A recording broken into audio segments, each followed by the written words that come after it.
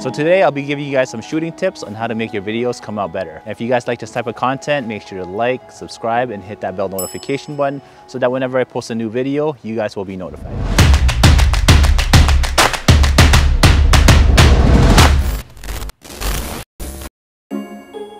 Okay, so I'm gonna do that one more time. Start from the left, move my body from left to right. So there are certain things that you can do to make your videos better. Everyone does it a little bit different, but today I'll just show you guys what works for me and hopefully it works for you guys as well. So the first tip I'm going to give you guys is to add movement to your shot. A lot of the times people just film straight on without any movement. So here's a sample shot here. What I like to do is add movement. So either go from right to left and reveal your subject, or just have your subject in the middle the whole time. So what I'm going to do is start from the left side and slowly move to the right just to add some movement. So you can see there are different elements in this video. You can see the background moving and your subject as well. What I'll try to do is keep the subject in the middle the whole time.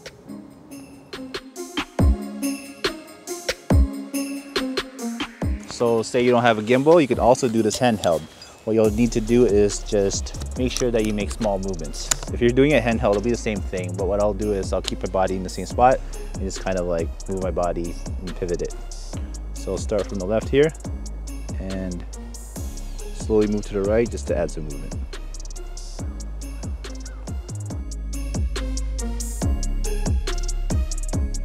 So usually when I'm out shooting a cinematic piece, what I'll do is I'll shoot the same scene several times. So I'll have maybe a low angle, I'll have an angle from the back, angle from the side. This will help tell the story a little bit better as well. In post, you have all these clips to work with and you can choose the ones that you want to use. Okay, so I have Derek ready there. All he's going to do is walk towards me and he's going to look around at his surroundings. Ready?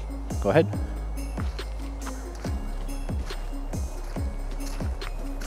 Okay, cool. So that's the first shot. So the next shot, I'm going to get a shot of Derek holding his gimbal. Just a close-up of it. Okay, ready? In 3, 2, 1. You're gonna do the exact same thing. Just walk towards me. Go ahead.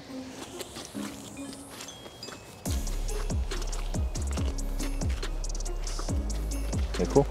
So now the third shot, I'll probably get a side angle shot of Derek walking exact same way. So I'm just gonna stand here. Derek, I'll just get you to move back a bit more. And go ahead.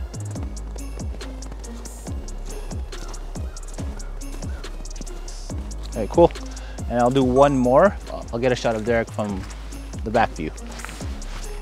We'll get a shot of Derek doing the exact same thing again, but this time from this angle. Go ahead.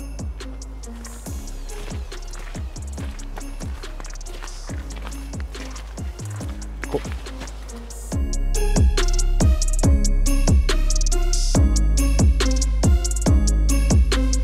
So the third tip I have for you guys is setting up your sequence by showing details of the environment that you're shooting in. So for example, I'm going to use this tree here, so I'm going to get shots of this tree. Then there's a stream of water there. I'll probably get shots of that in the video as well. So now just follow me here. So for the detail shots, I'll probably get a low angle shot of this tree here. I'm going to do this part handheld. So I'm going to keep my body straight and then I'm just going to lean forward to add some movement to the shot.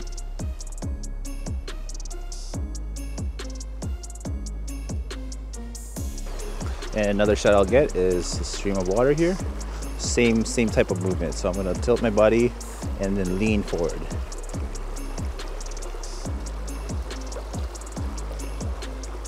All right, so the last thing I'll get is this sign that says caution, poison ivy. So stay on trail. And again, I'll do this one handheld. So this time I'll go right to left.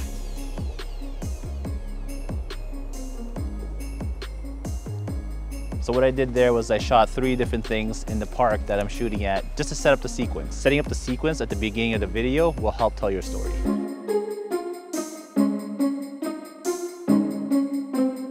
So the next tip I have for you guys is knowing how to shoot in different lighting situations. So in this situation where it's a little bright, what I would do is probably find a place that has a bit more shade, like this tree behind me. So what I'll probably do is, instead of just shooting and having the sun just shine bright on me, I'll probably just shoot beside the tree there where it's a little bit shadier. So now instead of shooting in a brighter situation like earlier, we have a lot more shade here. So the shots will look a lot better and still well lit.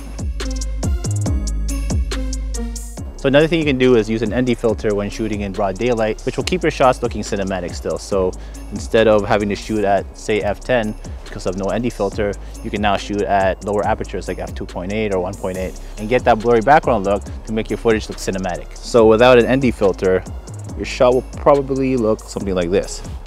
Now with my ND filter added on, it'll be properly exposed and you'll get that blurry background as well. So the next tip I have for you guys is to use a lens that has a low aperture. By having a lower aperture, you're able to blur out the background like this. So say you had a camera that didn't have a low aperture, most of the time you'll probably be around f4. So if you wanted to just focus on your subject, what you'd want to do is use a lens with a lower aperture where you can separate the subject from the background. So one of my favorite times to shoot is golden hour. So golden hour is usually around an hour before the sun sets. So the reason why I like golden hour is it diffuses the light and gives you this warm look. So let me know what you guys do to create your cinematic videos. Leave me a message in the comment section down below. I'm always down to hear what works for you guys as well. It's my time in my prime, this the prime time, pretty content. Are you content?